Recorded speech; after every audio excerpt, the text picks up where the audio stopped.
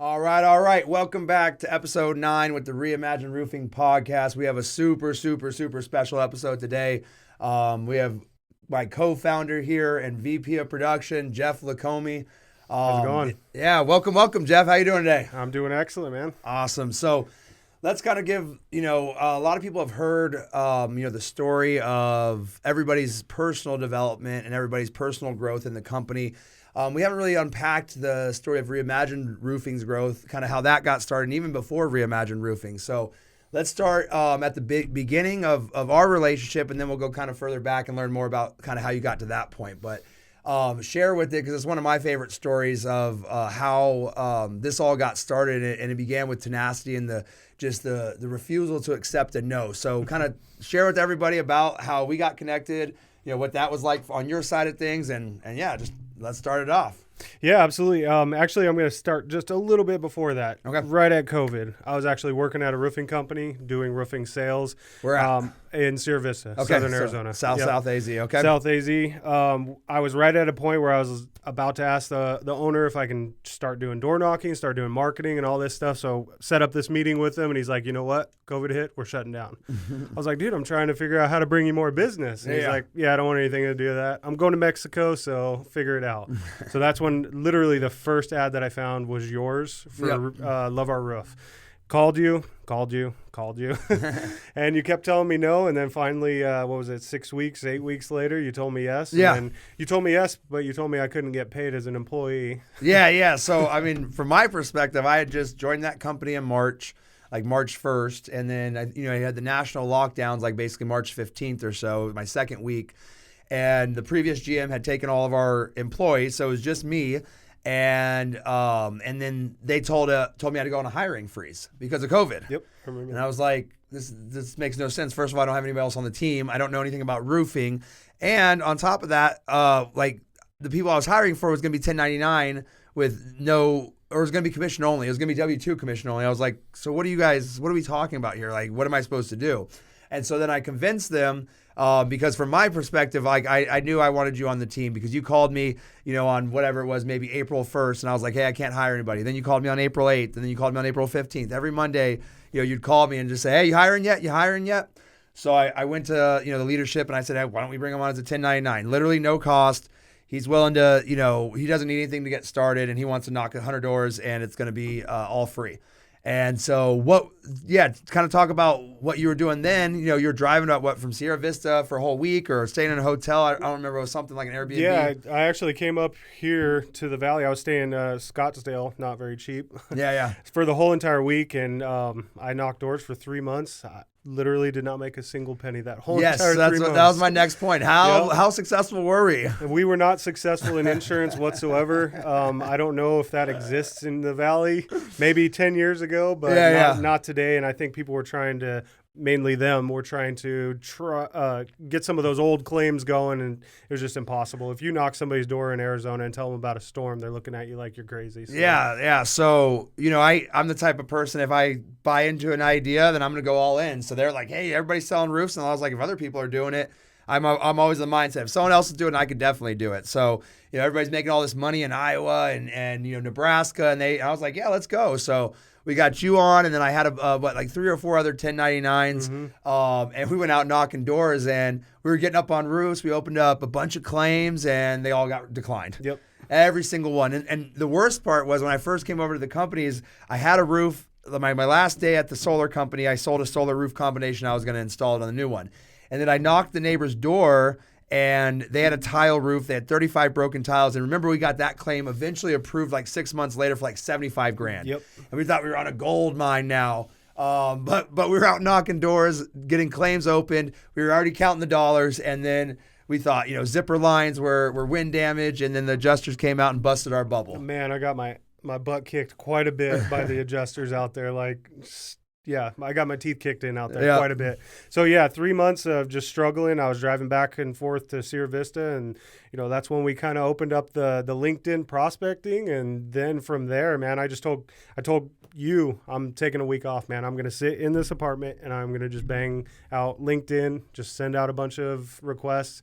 And that's how I landed some of the bigger partners that we have today. And that changed the whole entire model for us. For sure. And And, we had that, and then we started to get a little bit of traction. I don't remember how, but I just remember that, we started getting a little bit more outside of just solar, too. We were getting a little bit of leads coming in. We had ran through a couple brand ambassadors with not very much success. Yep. We were throwing everything and the kitchen sink at it.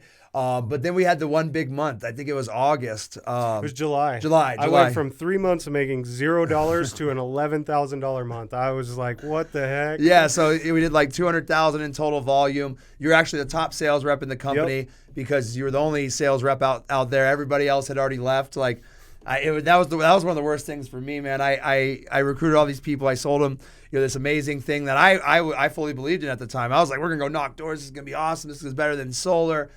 And then just failed miserably. Mm-hmm. And they all departed, and then you stuck around. I was like, we're going to just readjust now. Here's the next idea. This is what we're going to have to do.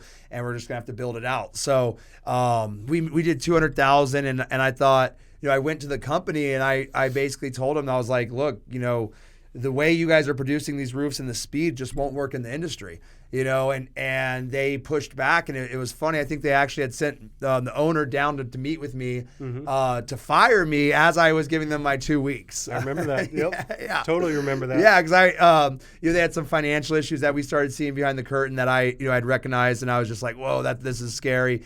And they didn't believe in the solar model. I told them, I was like, look, we can take this to New Mexico, rest of Arizona, Tucson, and they were just like, no, we do roofs in 6 weeks, 8 weeks, and it was just, yeah. And it's so easy. Literally, the roofs were just coming to us. We no longer had to have a team out there door knocking. It was me and you, and then a small production team, and that was it. Yeah, and we were just kicking but because ass. It didn't fit their model, because it didn't fit, their what they were looking and what they were thinking. I mean, I also had a big part of it. I have a man bun.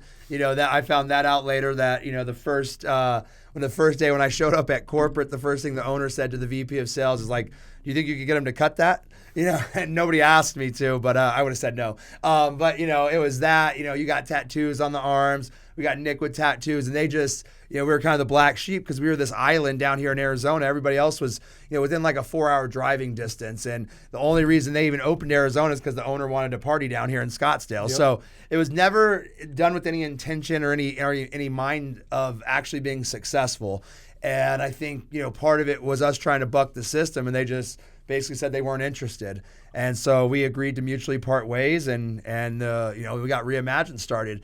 So we got Reimagine going. Tell me, at what point in all this, talk about, a scary time and then a time when it just all kind of hits you like, oh, we're doing something. So the scary time was the 3 months of no pay. Yeah. That was a hard one. Thank you, Caitlin, by the way. That was a hard one to convince the fiance that was the right decision to continue making, because every single day she was telling me, it's time to come home. It's time to come home. It's not going to work. It's time to come home. But you know what? I threw the dice out there. I really trusted everything that you had to say, and I seen that there was something there, and I knew that you were just as persistent as I was, so I knew we were going to break loose somehow. Yeah. Once we hit LinkedIn, that's when it was like, okay, well, this is something.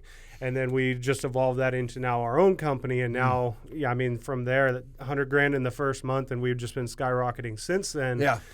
Yeah. To this day, I'm still hanging on by the seat of my pants. Like, holy crap, this is really happening. Yeah, there's like so many different milestones that, it's like, oh, it's our first $1 million month, or oh, we've just done our $1,000 estimate, like, and it's just it's so incredible to see. To look back, but then also look forward, and like just constantly looking at the timelines. Like, oh man, we're touching 100 solar companies. We're helping all these homeowners, and we haven't even been in business 2 years.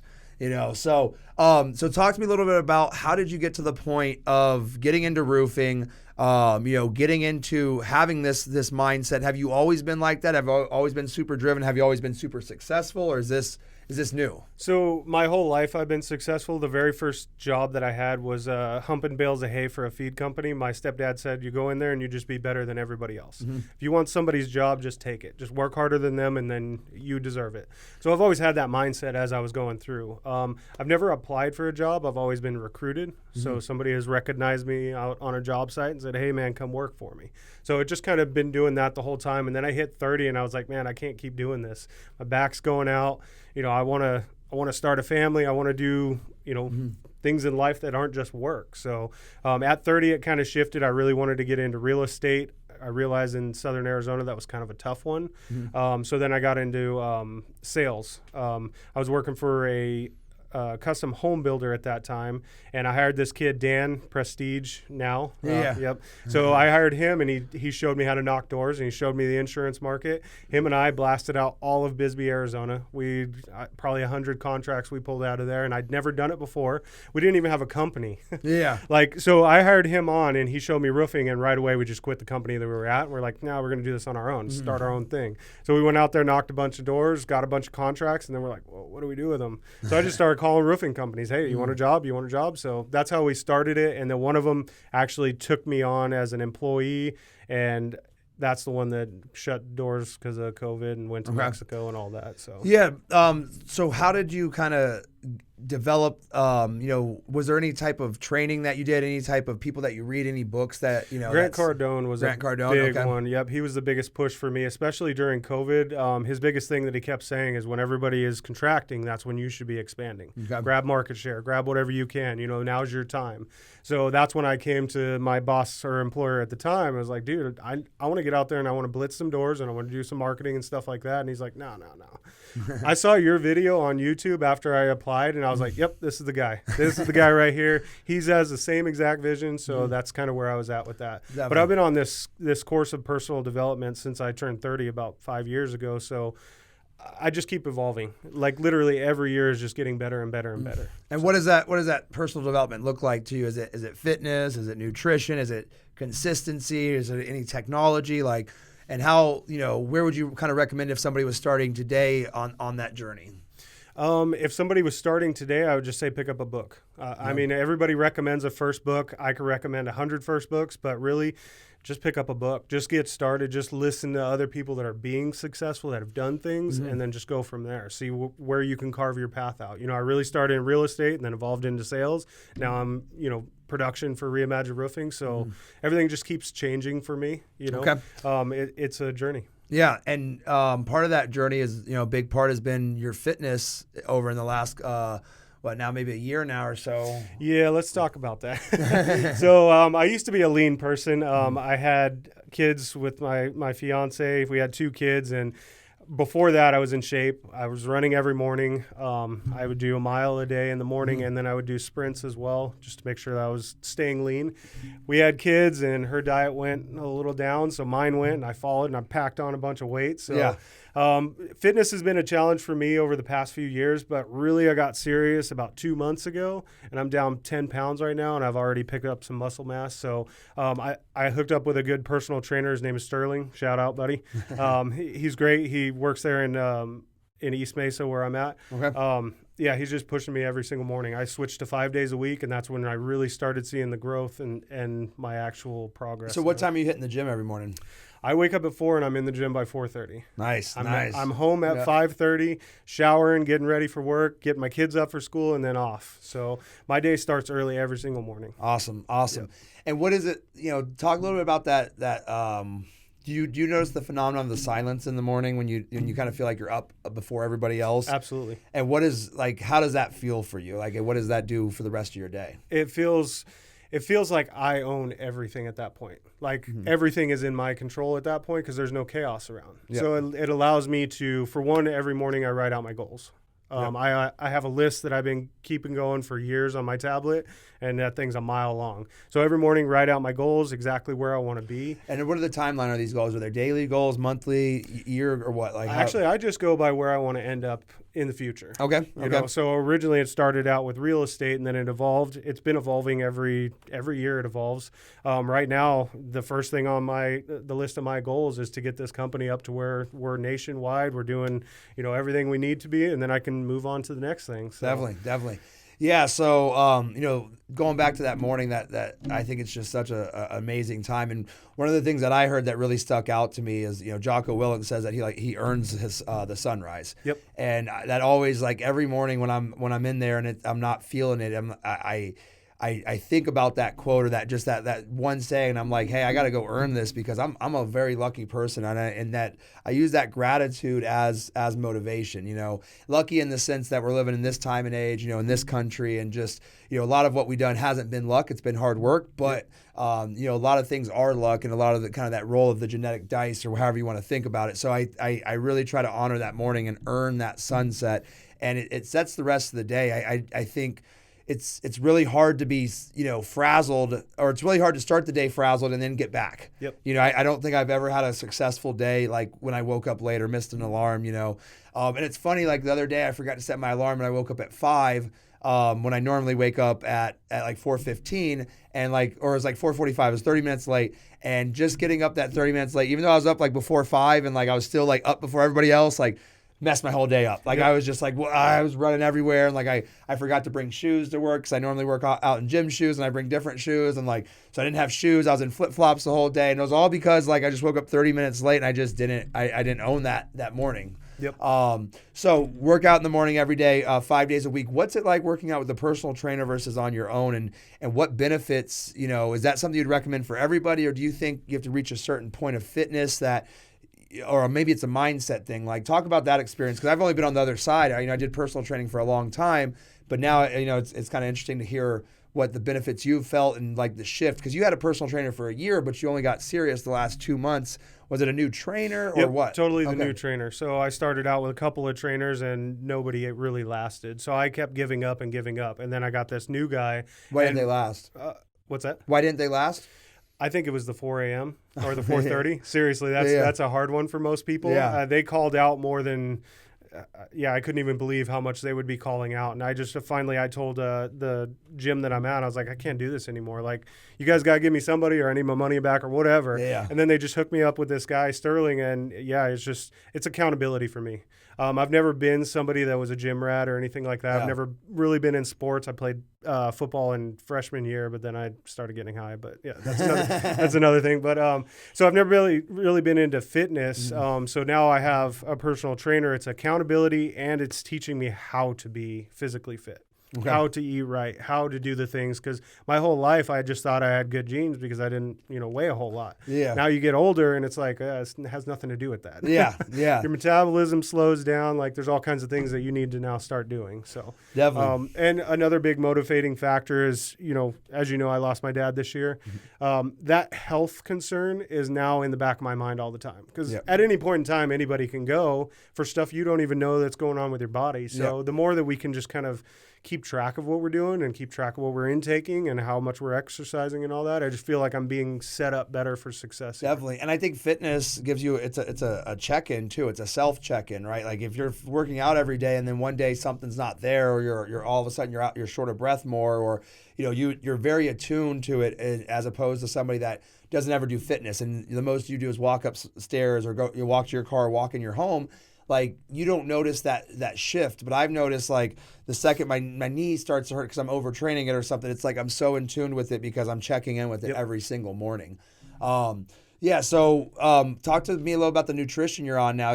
All the time we've worked together, you've always been doing something crazy. We did I was talking to Choki or AJ over at Titan, and they were saying that, hey, I remember the first time we ever went to lunch with you guys, me and AJ were just grubbing down, and you were doing a juice cleanse or something crazy, and you had your little lemon water. So talk to me a little about what you're doing now. Is this something that Sterling has helped you with? Is it just consistency, keto, or what are you doing? So right now I really am just eating like a normal person, but I shifted more away from the breads and the carbs and all that stuff to more protein. So smaller portions, more protein. That's really all I'm doing right now. Cut out all the sugars. That's completely out. I'm not doing any of that anymore. So just eating a little cleaner. I'm not on any crazy diet or anything like that, just more so monitoring my food. He put me on this thing where now I'm texting him everything that I'm eating for the day. So now I'm seeing it. I know you've talked about it on our Fitness Fridays before, but now I'm being made to do it. So it's different. It's so powerful. Like, and that's really the theme out of all of Reimagine, I think, is the honesty with yourself, like being honest with yourself. And the more you can check in with yourself, whether it's fitness, mental, spiritual, etc. Like, once you see it all, the brain very quickly goes, that's not good. Like, it's oh, I ate this, this, and this. But the brain's also very tricky because it's, it's always chasing that dopamine. So that bag of Doritos, it's not going to say, oh, you're bad, you shouldn't eat that. It's going to say, oh, we've been eating apples all day and we've been eating this all day. So you eat that bag of Doritos. And then when it's time for ice cream, it's like, oh, I went to the gym today. Oh, I ate some apples today. I haven't eaten anything bad today. And then you put it on a list and you're like, oh, wow, I ate Doritos. I ate Oreos. I ate, ice cream at night. I ate some pretzels, man. And then the brain's like, you're a bad boy. Like, don't do that. It's just that mirror. If you have a mirror with yourself, it's so powerful. And then whether goal setting, physical fitness, etc. So that's amazing that you're texting every single day and doing that. I'm sure it's having drastic changes for you. 100%. And the weird thing about it is, as I see these meals every day, they're getting smaller. They're getting more consistent. My cravings are going away. Now I'm not hungry all the time anymore. So it's like I'm totally resetting my brain to just eating cleaner. Yeah. And that's we always talk about in the company so much is about the mindset and how crazy the brain is, and like these reinforcing loops and these like neural pathways that you can create for yourself and then reinforce them. Whether it's when we read the book Atomic Habits or there's just countless ways to kind of trick the brain into either mastering the brain or the brain masters you. That's awesome. I'm thrilled to hear. I will say, if I miss one day of the gym, it does screw me all up. So my personal trainer had to call out, and I was like, you know what? He's out. I'll give myself a break. My whole day was completely screwed up after that.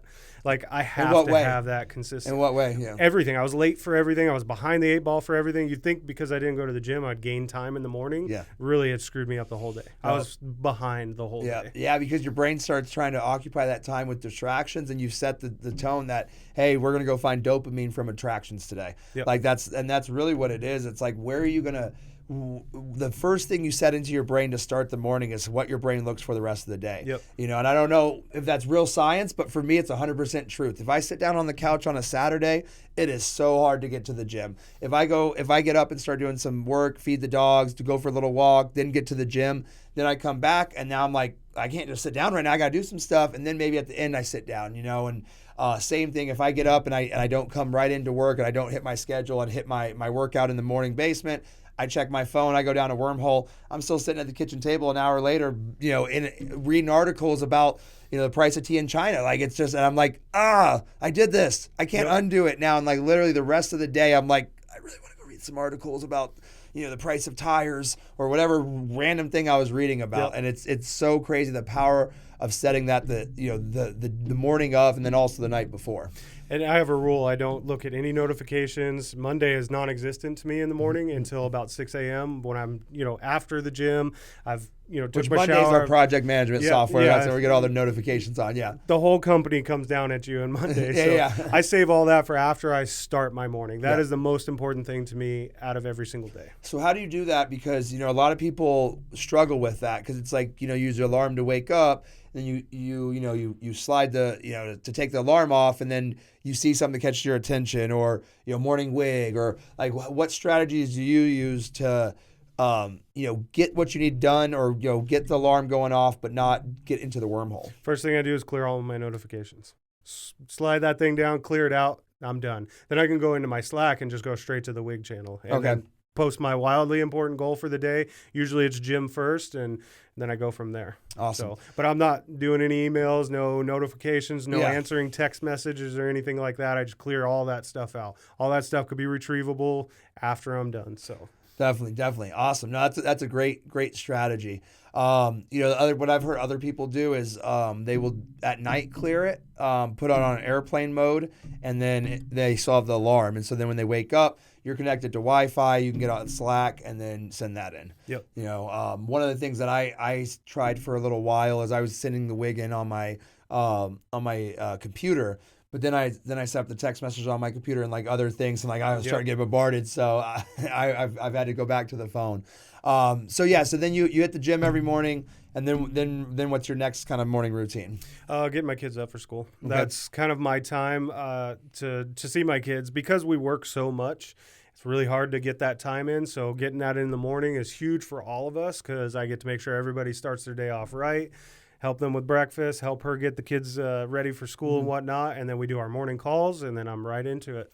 Awesome. Everything just kind of lays out perfectly right now. So, it's super successful for me in the morning. Awesome. Yeah, it's so powerful. And, it's been nice with us as a company getting to the point now that we're finally getting to where we have a little bit more structure in our days. We're not the only two people that can, imagine doing this like a year ago, how much anxiety we would have sitting here knowing that we're the only two people that can answer pretty much every question, pay any bill, write any check. Like the world's burning down and we're here sitting here talking for an hour without checking our phones.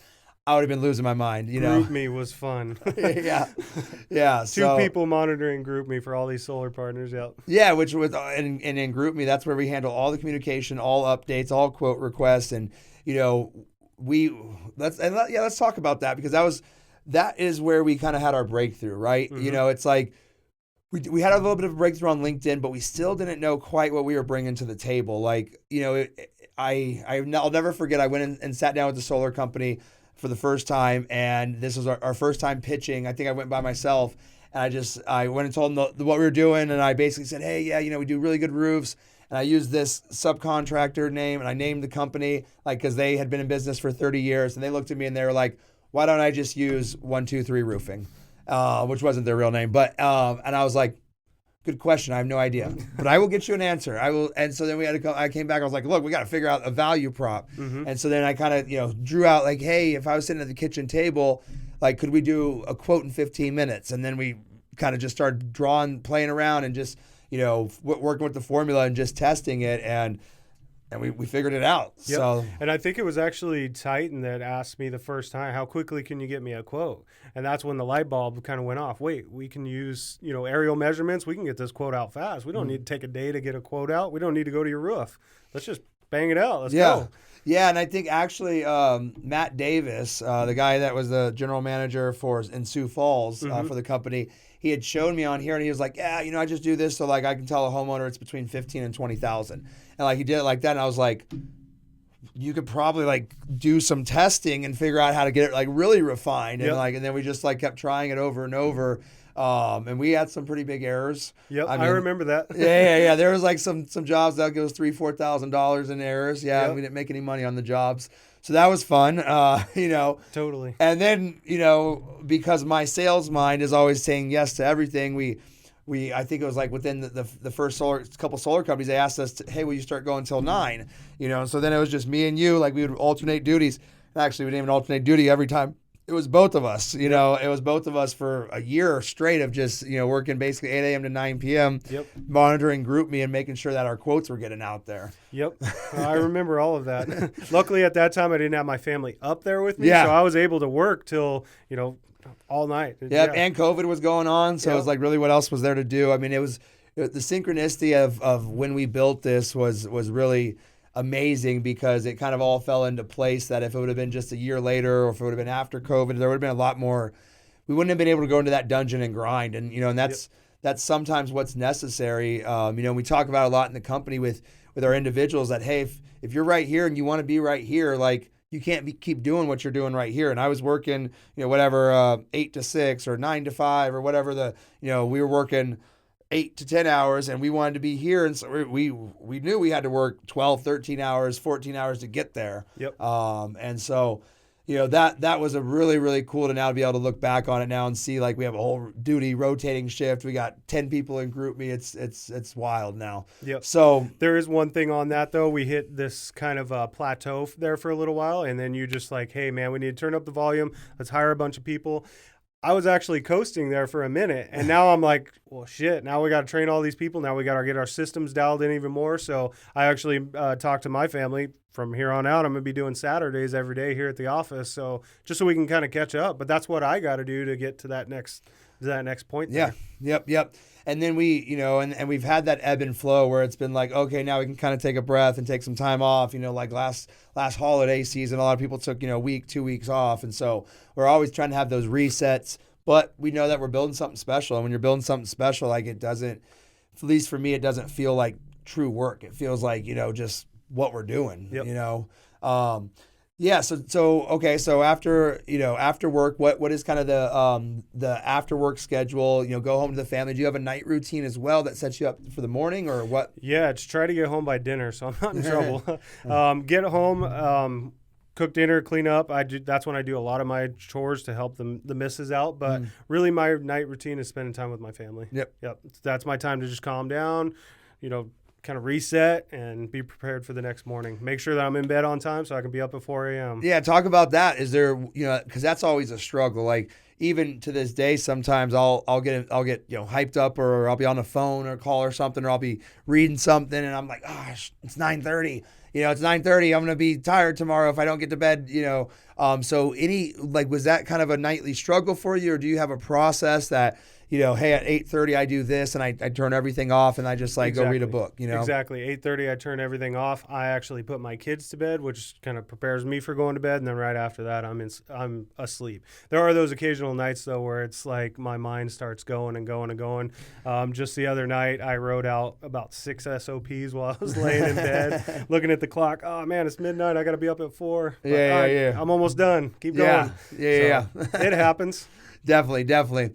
So what, looking into the future now, that's kind of how we all got here. What, talk to me a little about your future goals for yourself, for your company, or for the company, and, financial goals. Like, what are you looking forward to in the next 12 months, the next 36 months? And what are some things that you are excited about, but also some things like, man, this is going to be a slog to see if we can make this happen. This next year I know is going to be really tough for me because I want to make sure that by the end of that year, I have a little bit of breathing room. There's a couple of things I want to do. I really want to get into investing. Like that is one of my biggest goals right there, because that's going to set my family up for their future, and my kids and whatnot. And then believe it or not, I want to start building guitars, man.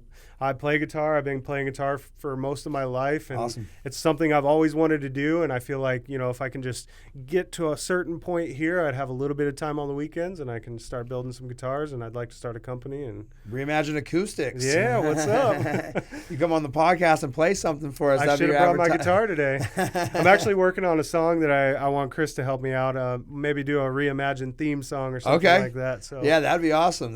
We could maybe for the podcast. That'd be our date. Yeah, totally. It'd be a little jingle, get us kicked off. A little intro. Yeah, that'd be awesome. Yep. Okay, cool. So, that's talk to me a little about guitars and music in general. Like, has that always been a passion for you? Is it something big? And yeah, in high school I thought I was a rock star. I lived the rock star life. That's probably why I started so late on personal development, but it is what it is. I got a guitar when I was in 6th grade, and I started playing then. I think it had 2 strings on it.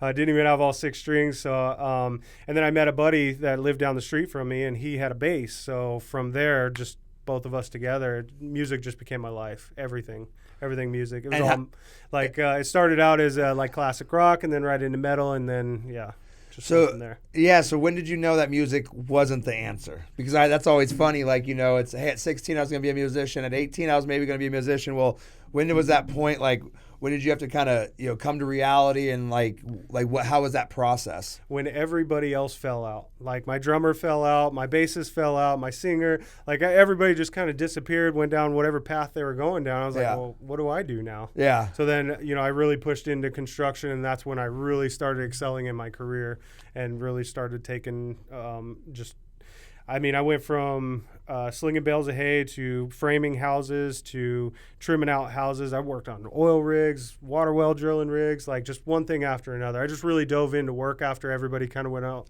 their separate ways, and then, here I am. Hey, we might have to start a Reimagine band. I know there's a couple other people that play instruments. Yeah, so Christian, I told him. Yeah, and then Nick as well. Yeah, Nick D. And they all do heavy metal as well. Yes, so these days, I don't know if I want to do heavy metal. Okay. I really am into the acoustic. I've kind of toned it down a little bit, but I still love it. I still listen to it. So. Definitely. So talk a little bit about goals for the company. And what, let's unpack also what you do for the company. Besides being the co-founder, what do you do now? What is this role evolving into? What are you passionate about? And just, let's talk about that a little bit. So when we started this, originally I was sales, and then that kind of evolved into production because we were kind of lacking on that side. Because I didn't know anything about roofing. Well, not only that, but nobody could do the job. Everybody we brought in, it was so demanding that nobody could keep up with it. Yes. Solar is just that industry alone is very demanding. So and the second we were able to keep up with it, I was like, okay, great gasoline. Yep, exactly. 100%. So I got sucked into production. I've kind of been there ever since, but I've also still kind of been operations, and I'm really heavily on the tech side. The one goal for the company is I'd love to develop our own software. All in one thing that, we don't have to piece together all this stuff anymore and try to make it work. We can just have one thing that works. So that, and we're going to do that on Sunday then? Yeah. Be ready by Tuesday.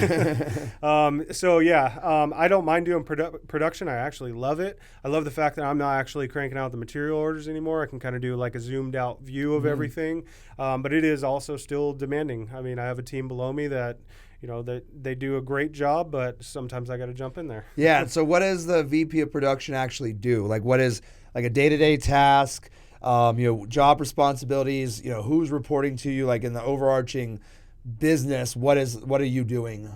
Yeah, so I oversee a team of several actual production managers. They're the ones out there cranking out the material orders and doing the schedule. My job for the day, first thing I try to do in the morning is just look at production. What do we have building right now? How can I push it along? Where do people need help? Kind of just do an assessment of what we have going on. And then I go into our queue, is what we call it, and just kind of look at the schedule and see where we're at there. Yep. And then I'll start calling people. Hey, where can we stack? Yeah. Where do we need crews? What do we got to do? So I just keep, just go from there. Yeah, and when we started this, we kind of came to the agreement that I will sell all the roofs and you'll build all the roofs, and that's kind of where we're at now, Just so you guys know, this guy's hard to keep up with. He can way outsell what I can build. Yeah, but we're getting there. So, talk a little bit about the challenges of doing this at scale, the difference, and you've done an amazing job at it. What's one thing when you're touching everything, it's another thing when you're, it's only Arizona and you can see everything and you can go out there. Now it's a whole another thing when it's only West Coast, and now we're talking about multiple coasts. So can you talk a little about, because one of the things that I'm most proud about with our company is our ability to scale and not sacrifice quality. And talk a little about how we've been able to do that successfully from your department, from your side of things, and how we continue or plan to continue to ensure that moving forward.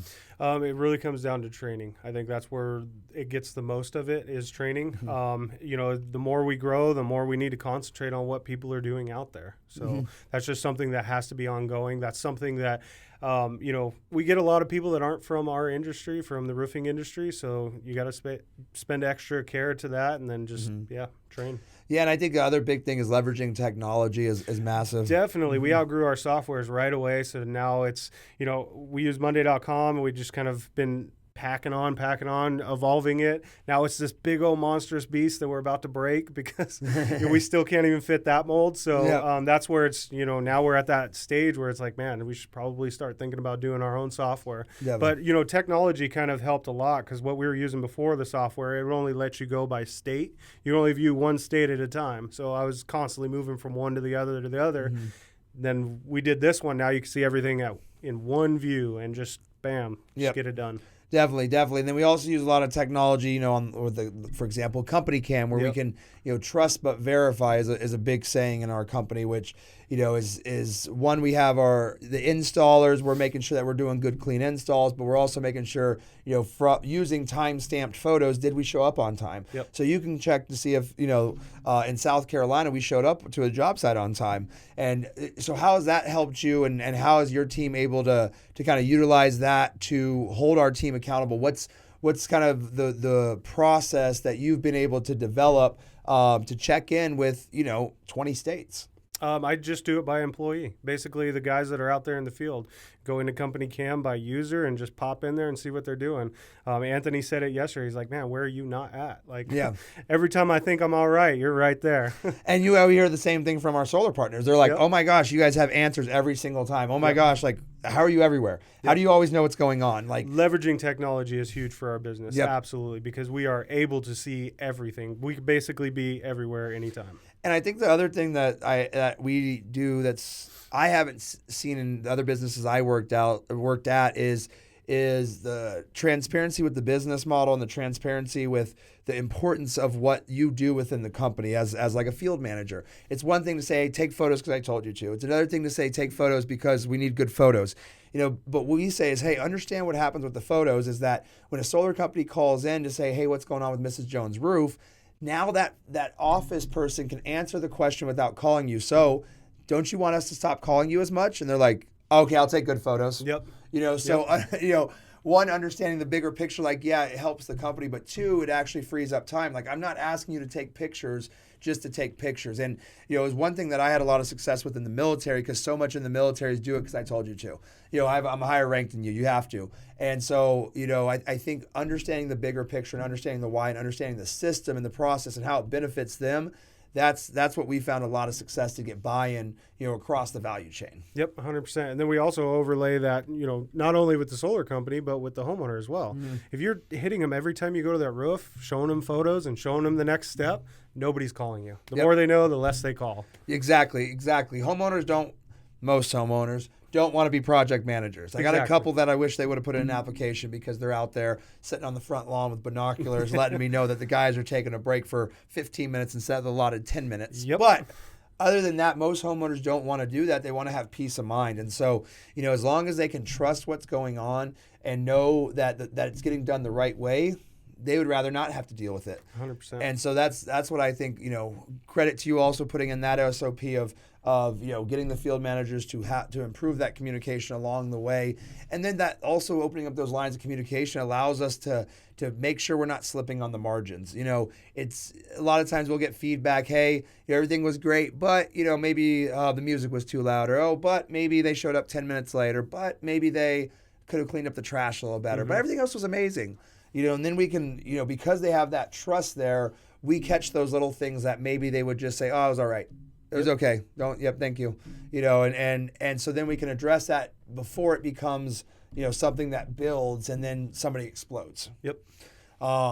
So moving back to kind of your personal life, tell me a little bit about moving into this new year, what you plan on doing, any potential goals moving into the new year. We talked in our last Fitness Friday as a company, we want to start looking at the transition from 2022 to 2023 and having that clean handoff. So, outside of the business goals, outside of kind of the financial side of things, what do you want to achieve in the new year? Is it going to be, maybe hiking something or running a certain distance, or is it just consistency? Consistency, but I really want to get into either boxing or some sort of martial arts or something like that. That's one of my big goals that I really want to get into. I hear you in there in the room just getting after it. Yeah. I want to be in that room getting after it too. Okay. So I've never been athletic, so I think this next year I really want to push it and to see what I can do. Yeah. Maybe we do something in the company like with some type of martial arts as well. That'd be Tony's awesome. Been really wanting to get into it. Yeah, so that'd be cool. Okay. That's a good idea. All right. So for a physical goal, that's where I'm at.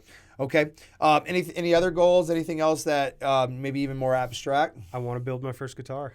Okay. That is a goal right there. What does that entail? That entails a couple of pieces of equipment that I got to buy. When I moved up here to the valley, I sold all my woodworking tools. I actually used to build custom wood furniture as well. Made a couple of nice pieces. But I sold all that stuff because I knew that if I just kept it there, then I was going to do that, and then it was just going to bog me down. So I was like, you know what? I'll put that away for now. But I'd like to buy a couple of those tools, kind of open up my garage to doing some more woodworking, and I really want to put together some guitars. Okay, I have a really cool, unique idea that nobody's doing right now that I want to be the quickest to market with it. All right. So that's one of my goals. Don't share it here. We got all the our millions of viewers. They'll let the cat out the bag. Not saying it. But so, what is, like, my mind can't even wrap around how do you build a guitar? Like, what is the first piece? Like, start with a block of wood. Okay. Start with a block of wood, make your shape, then just start fine-tuning everything. Fine-tuning it? Yep. Okay. Cut out your little cavities. And what kind of for all wood? your Is stuff. it hardwood, softwood? Like, is there certain that have different, like, acoustic levels, I'm sure, right? There are, yeah. So the softer the wood, the lighter the body. It's a little bit more dead sounding. So the harder the wood, you're going to get a little bit more resonance out of it. Okay. So that's really, I want to experiment. I don't quite know what I want. Okay. I have a few guitars that are all different woods, and they all sound great. So I just want to experiment with it. Just see what it sounds like. Awesome, cool. And I'm excited to see that. That'd be cool. We get a Reimagine Roofing branded one and put it right across the top of the studio. Yes, sir. Awesome.